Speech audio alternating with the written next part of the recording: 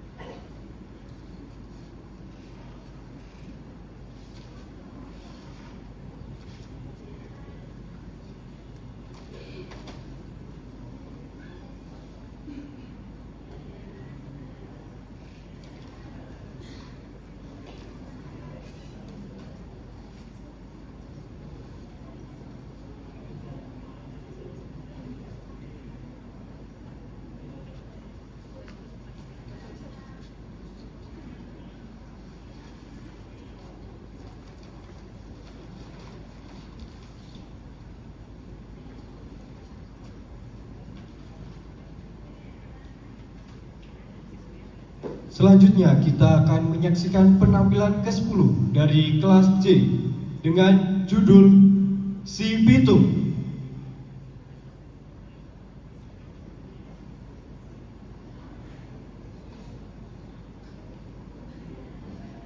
Di sebuah kampung kecil bernama Rengganis, hiduplah seorang pemuda bernama Si Pitung.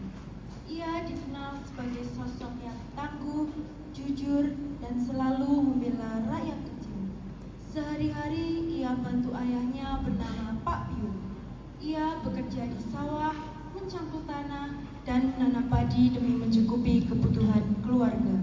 Sementara itu, di rumah terdapat Pipina, seorang ibu yang sangat penyayang, sibuk menyiapkan makanan dan mengurus keperluan rumah tangga. Di kampung ini kehidupan berjalan sederhana namun penuh makna.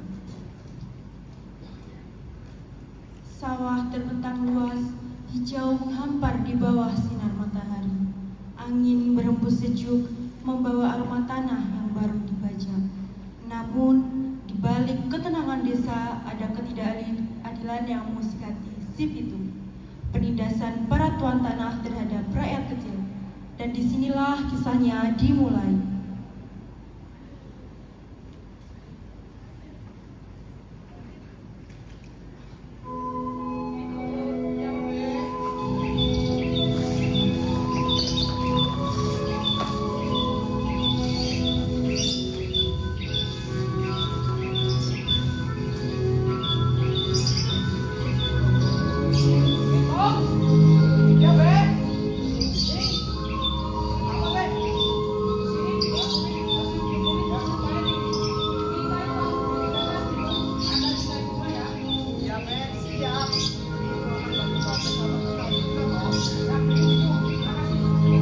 Tiba-tiba beberapa anak buah Babalim datang dengan wajah geram.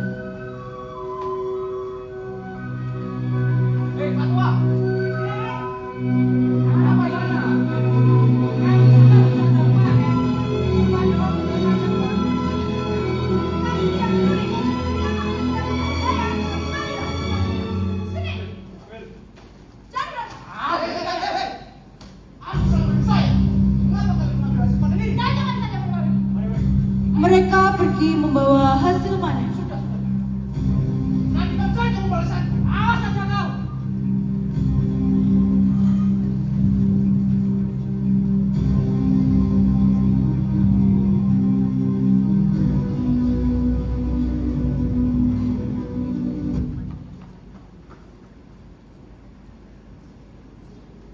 tengah ketenangan kampung Rengganis,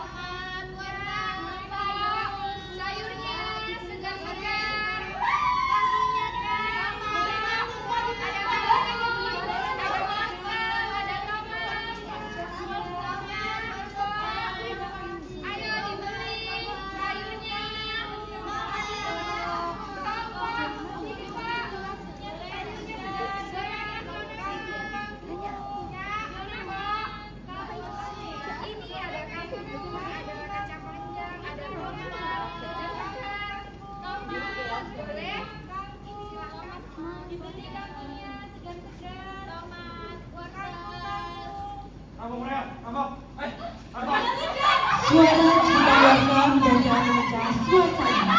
Sekelompok anak buah Bagaimana, seorang saudagar kaya kejam kembali datang untuk merampas harta rakyat. Mereka tak segan-segan mengancam, mengambil hasil panen, dan merampok barang berharga milik penduduk yang tak berdaya. Dari kejauhan, si Pitung menyaksikan kejadian itu. Matanya menyala penuh amarah melihat ketidakadilan yang terjadi di tanah kelahirannya. Tanpa ragu, ia melangkah mendekati para pelaku. Dengan sikap tegas dan suara lantang, ia siap menghadang mereka. Hari ini si Pitung tak akan tinggal diam. Sudah saatnya ia bertindak untuk membela rakyat kecil yang tertindas. Hentikan merujuk! Mengapa kalian mengambil atas orang lain? Berani kamu melawan kami? Tidak tahu kami ini siapa? Aku tidak peduli siapa kalian. Tapi perbuatan kalian ini sangat tidak berperi kemanusiaan.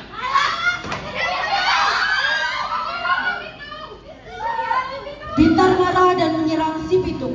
Si Pitung dengan sigap menangkap lengannya dan bantingnya ke tanah. Para anak buah lain menyerbu, tetapi si Pitung berhasil mengalahkan mereka. Mereka membawa kabur pemimpin mereka yang pingsan. Apakah kalian tidak paham?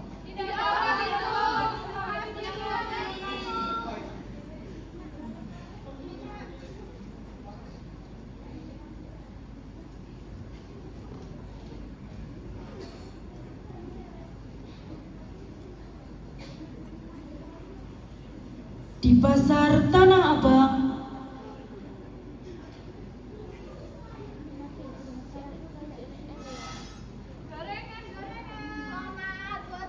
suasana begitu ramai dengan pedagang yang menawarkan dagangannya.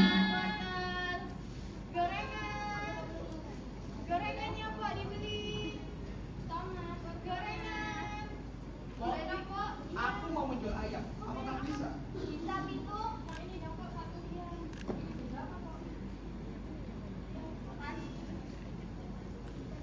Gorengan, gorengan. Ini situ. Gorengan, gorengan. Si Pitung baru saja menjual seekor ayam dan mendapatkan sejumlah uang hasil jerih payahnya. Dengan hati puas dan badan yang lelah, ia pun pulang ke rumah. Gorengan. Dengan uang ini, aku akan membantu Babe dan juga para petani. Gorengan, gorengan. Setibanya di depan rumah, si Pitung memilih beristirahat sejenak di bawah pohon rindang yang tumbuh di halamannya. Angin sepoi-sepoi dan suara dedaunan yang bergesekan membuatnya mengantuk. Tanpa terasa, ia pun tertidur pulas di bawah pohon, sementara pakaiannya beserta kantong uang tergeletak tak jauh darinya. Tanpa disadari, seorang anak buah suruhan Belanda bernama Bintar yang sudah lama mengawasi gerak-geriknya mulai mendekat dengan langkah pelan. Melihat si Pitung tertidur lelap, ia tak menyanyiakan kesempatannya. Dengan cekatan, ia merogoh kantong bajunya dan mencuri uang hasil penjualan ayam. Usai mendapatkan hasil cuirannya, ia segera kabur meninggalkan si Pitung yang masih terlelap. Namun, akankah si Pitung tinggal diam saat menyadari apa yang terjadi? Ataukah ia akan bangkit dan menuntut keadilan atas perbuatan licik itu? Sampai sekali.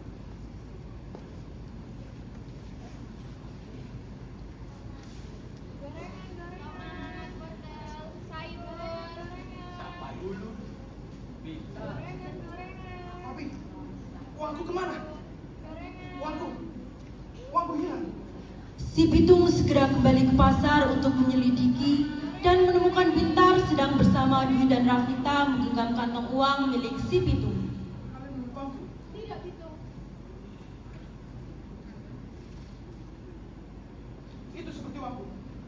Kembalikan uangku. Mau aku kembali? Gabung sama kami dulu lah. Aku tak sudi jadi anggota kalian. Para anak buah menyerang si Pitung, tetapi ia mengalahkan mereka satu persatu.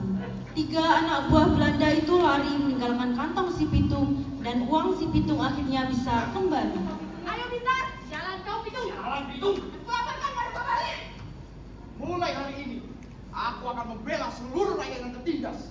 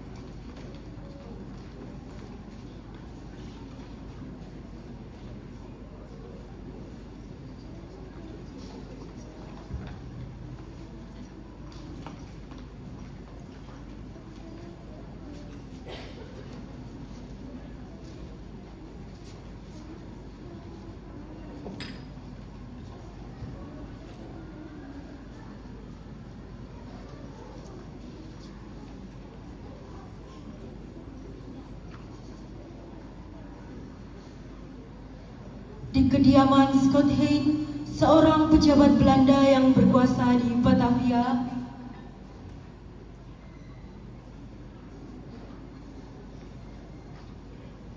Ada apa? Kami ada perlu. Tidak perlu apa? Kami ingin bertemu dengan Scott Hay.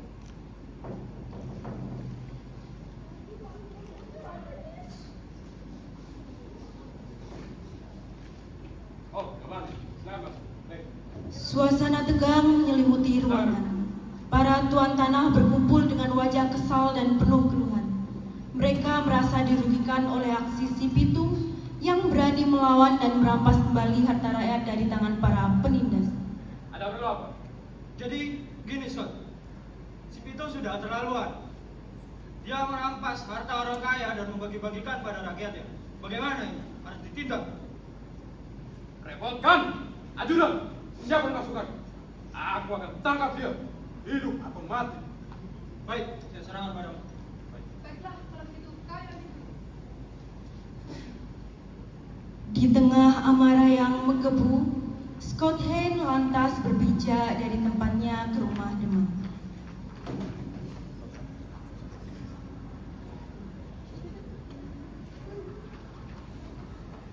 Merencanakan suatu rencana untuk menangkap Pitung.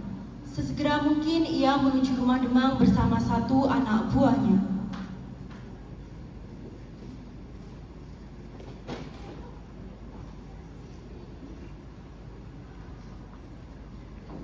Permisi.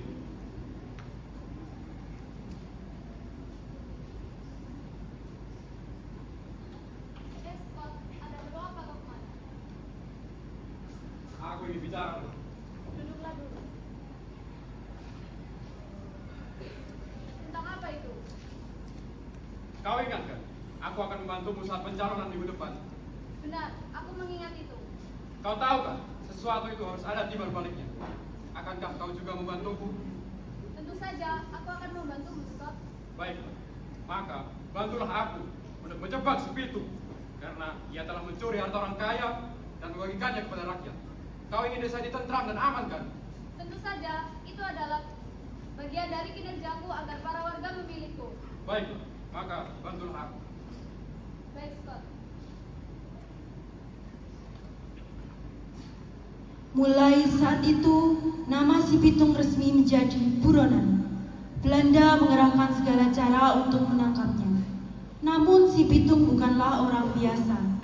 Dengan kecerdikan dan keberaniannya, ia siap menghadapi siapapun yang mencoba menindas rakyatnya. Para polisi mencari si Pitung, tetapi ia terus berpindah-pindah membantu rakyat miskin. Kemudian Demang menulis surat rahasia untuk si Pitung. Demang meminta Pitung untuk datang di kediamannya.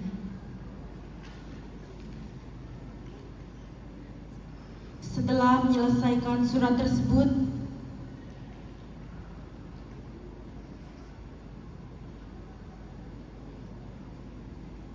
Demang menitipkan surat tersebut ke penduduk yang ke pasar.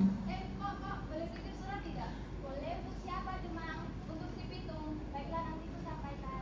Baik, terima kasih kok. Sama-sama Demang.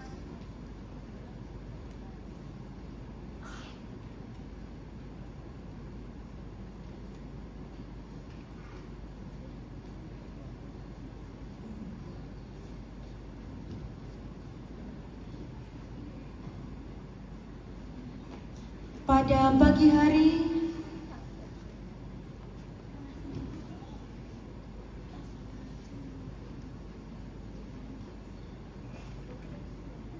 Kangkung. suasana pasar di Kampung Renggani sangat ramai dengan pembeli.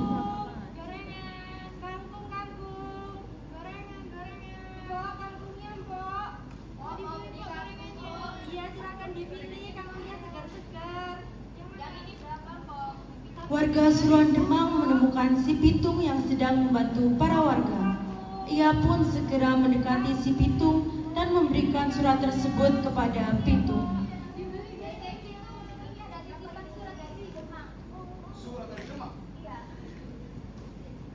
Terima kasih. Pitung bingung dengan surat tersebut.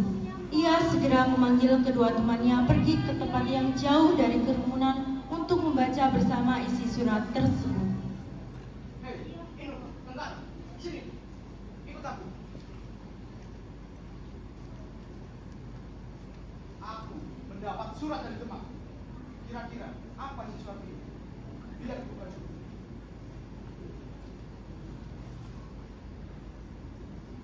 Undangan untuk si Pitung.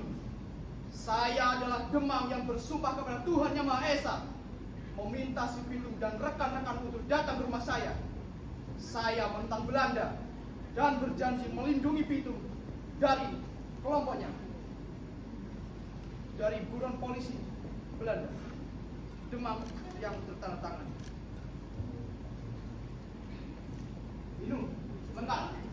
Mulai malam hari nanti, kalian ikut ke rumah Demang ya. Setuju?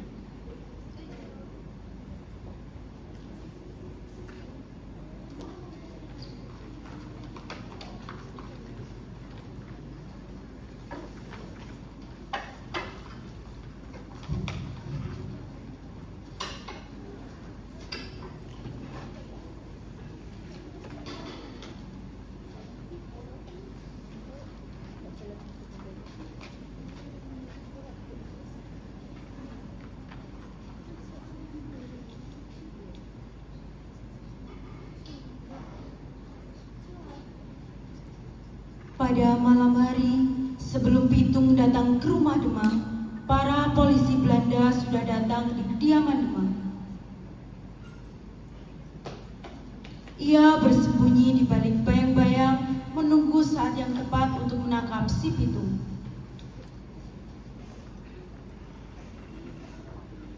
Tak lama kemudian, yang ditunggu-tunggu sudah datang.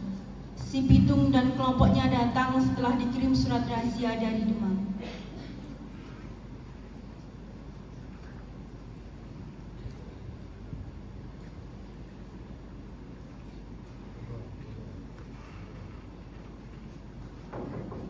Permisi, Demang. Si Pitung, silakan masuk. Baik. Pasti kau sudah menerima surat dariku. Iya, betul Demang. Kira-kira bantuan apa yang kamu maksud? Begini, untuk sementara waktu ini kalian istirahatlah di sini. Aku akan menjaga kalian dari para Belanda itu. Oh, begitu ya.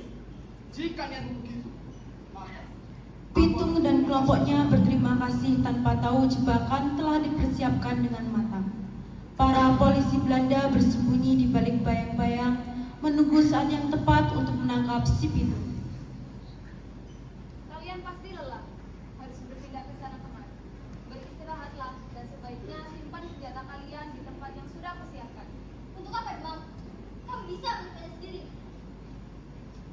Berjaga-jaga saja, jika terdesak kalian bisa berlari dan mengambilnya. Sudah, Ibu. Dimakan beribu seperti kita. Lagi pula, dia juga sudah bersifat surat-surat untuk tidak menghubungi kita dan si Pitu. Alah, kau bisa tidak? Jangan gampang percaya pada semua orang. Ah, Inu memang kenapa sih? Tanpa senjata kita juga bisa melawan kok. Tapi sudah.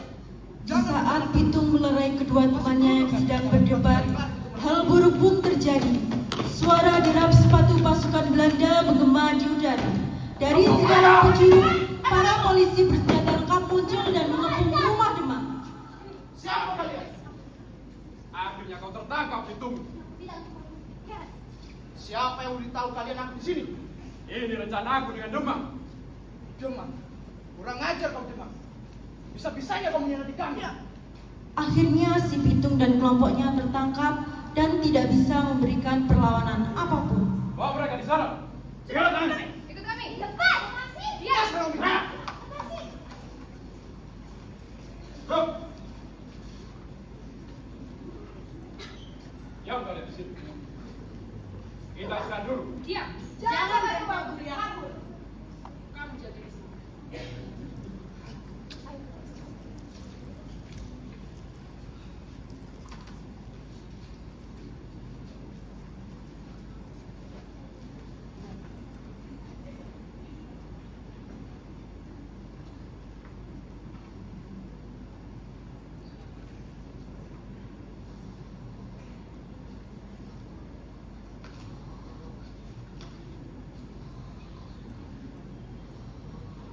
Namun pada malam hari, si Pitung dan kelompoknya berhasil kabur lewat pintu dengan melewati tentara Belanda yang sudah tertidur.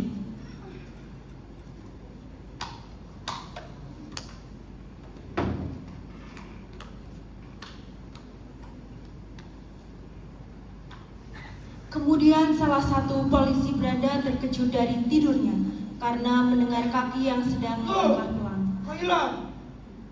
Rupanya si Pitung dan dua temannya telah kabur jauh. Dia pun membangunkan seluruh pasukan dan memberitahu bahwa si Pitung telah kabur. Jalan Pitung. Sialan. Cepat cari mereka. Mereka segera mencari lagi si Pitung dan teman-temannya. Pitung. Di mana Pitung? Pitung. Pitung. Pitung. Karena si Pitung tak kunjung ditemukan, akhirnya mereka membuat rencana untuk menyandra kedua orang tua si Pitung agar si Pitung datang sendiri kepada mereka. Mas, kami tidak menemukan si Pitu. Begini saja, aku ada ide. Bagaimana jika kita culik saja ayah dan ibu si Pitung? Ide bagus, ide bagus. Kami setuju, Scott. Baik, langsung kita cari mereka. Lihat kok.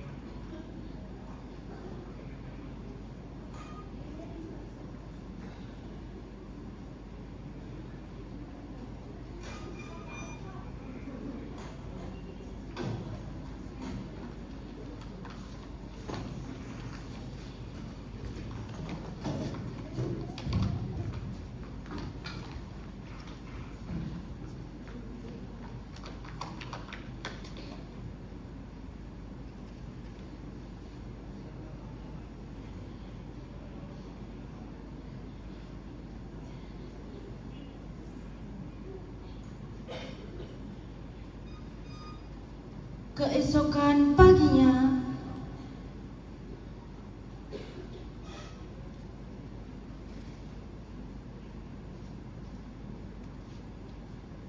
Makasih Bobi ya. Pak Piun dan Bu Pinah tengah beraktivitas seperti biasa. Mereka sedang menikmati udara pagi di depan rumah. Baik.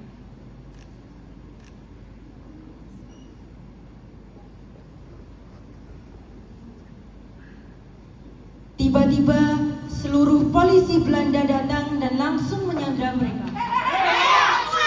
Sini kau. Ada apa ini? Diam kau. Diam. Ikut kami saja. Tidak. Apa? Berdiri! Diam kau. Diam.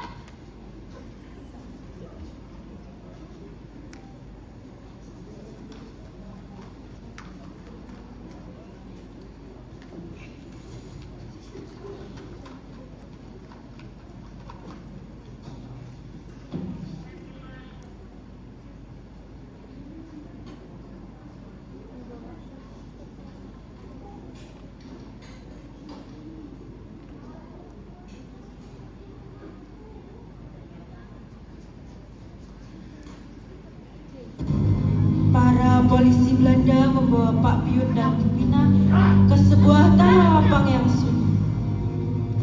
Ayo cepat. Suasana tegang menyelimuti. Dulu kamu! Pasukan Belanda berdiri dengan senjata siap siaga. Sementara di tengah mereka terdapat Pak Piun dan Bu Pinah yang disandra. Wajah mereka penuh kecemasan, namun keberanian tetap terpancar di mata mereka. Pasukan. Diam! Dari kejauhan, si Pitung berdiri tegak, menatap pemandangan yang menyakitkan di hadapannya. Dia tahu ini adalah jebakan keji dari Scotland. Mereka tidak bisa menangkapnya dengan kekuatan, maka mereka menggunakan orang-orang yang Pitung cintai. Langkahnya mantap saat ia maju ke depan. Meski dikelilingi musuh, ia tetap menatap lurus tanpa ketat. Hari ini bukan soal kalah atau menang, tetapi tentang harga diri dan keberanian seorang pejuang. Jadi ini rencana kalian. Kalian tidak bisa menangkap. Kalian menangkap dua orang. Lepaskan mereka. Si Pitung maju dan polisi langsung membidiknya. Pergi sana.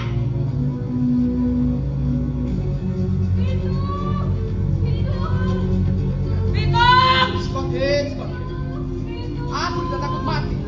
Aku hanya takut kepada Tuhan. Hebat dia!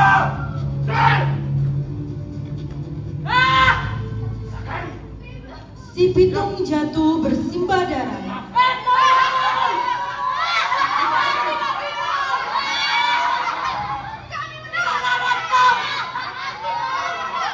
Langit mendung seakan ikut berduka. Di depan tubuh Pitung yang tergeletak, rakyat berkumpul dengan wajah sedih. Pak Piun berdiri dengan mata basah. Ia kehilangan putranya, tetapi ia tahu perjuangan si Pitung tak akan sia-sia. Bu Pinah mengangkat tangan, memanjatkan doa untuk sang pejuang yang tak lain adalah putranya sendiri, yang telah gugur di tangan para penjajah. Rakyat yang dulu dibela oleh si Pitung kini berdiri bersama, mengangkat suara mereka dalam satu seruan penuh penghormatan.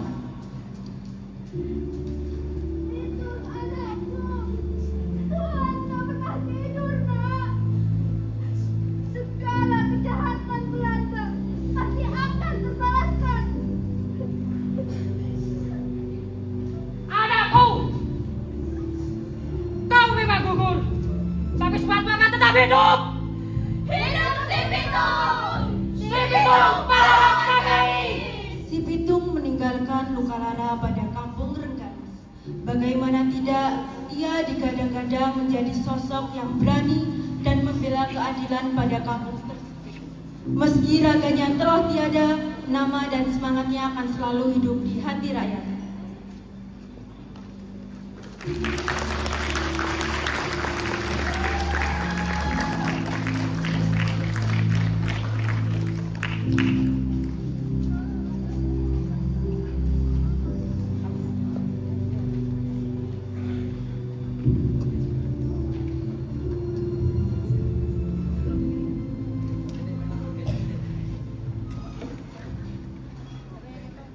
1024 J. Terima kasih.